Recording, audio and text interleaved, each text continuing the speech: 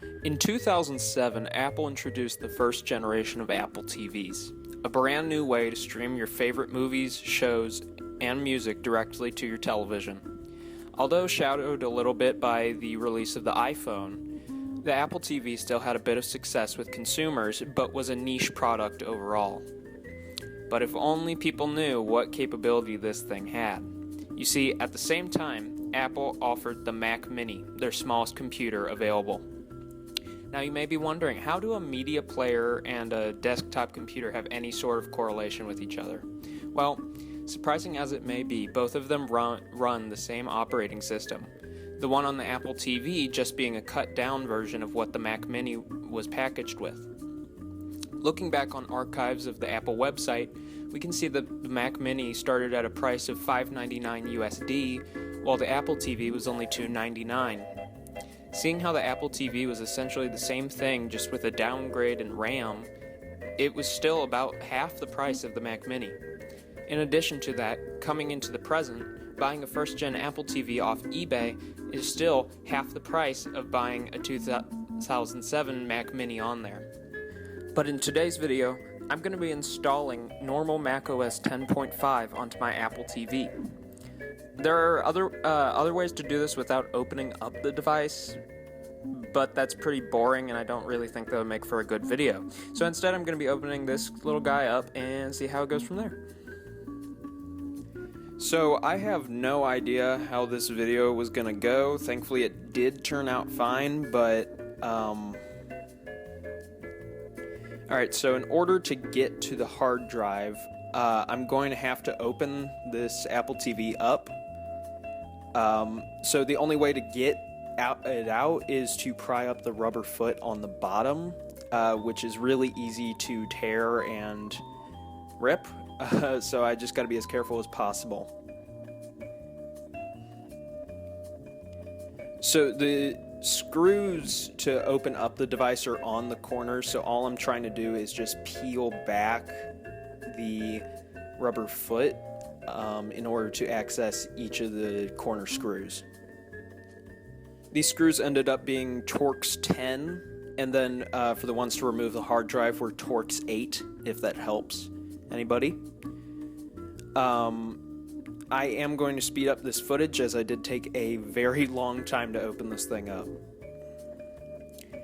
I should make this clear for future videos. I do not have skin cancer. Okay, please do not comment about the marking on my thumb. It is a freckle under my nail bed. It has not changed shape or color for many years. I have checked it with doctors. I am fine. So now that we open this up, it was very dusty inside, so I will end up cleaning that outside of the footage. So all I have to do is get out the hard drive now. I disconnect the cable from the motherboard, logic board, whatever you want to call it. Set that to the side. All we need is the hard drive now.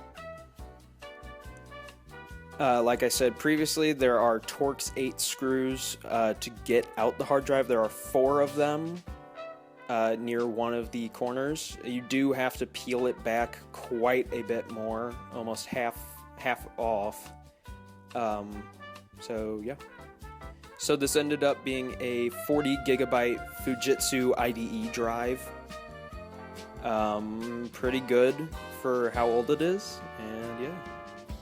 Alright, so now I have the drive connected to my 2009 MacBook, and what we're going to be doing, sadly the camera did not focus correctly on the screen.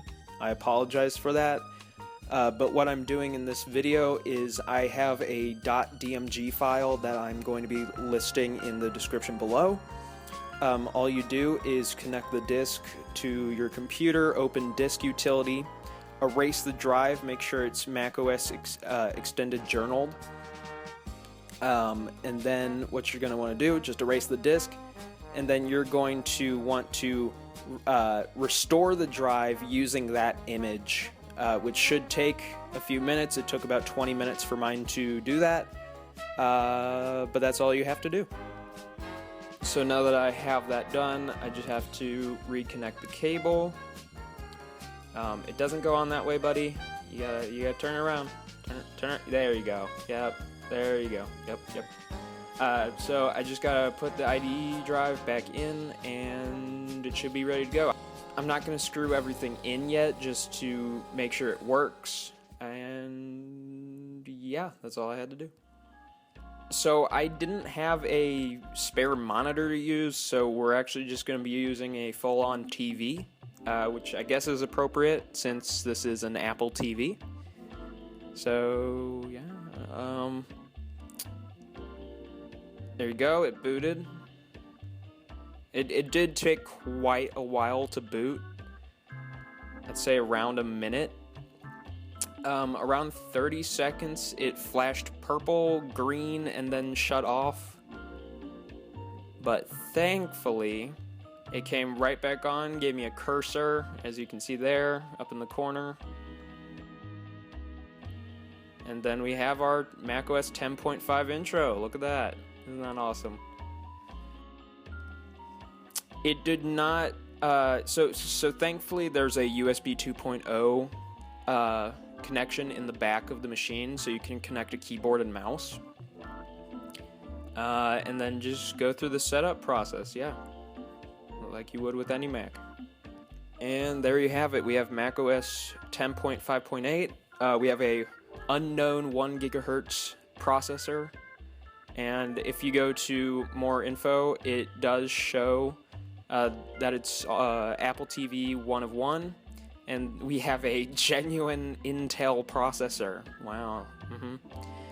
But yeah, it's just normal Mac OS. You can, I mean, it is limited due to the amount of RAM it has. It only has 256 megabytes of RAM, which is the minimum for running OS X. But I mean, you can run anything you want. Yeah. So I hope you guys enjoyed this video. It was kind of a filler video, and I apologize for the lack of quality in this. Hopefully my next video is a little better, but yeah, hope you guys enjoyed. Yeah, see you in the next video. Bye.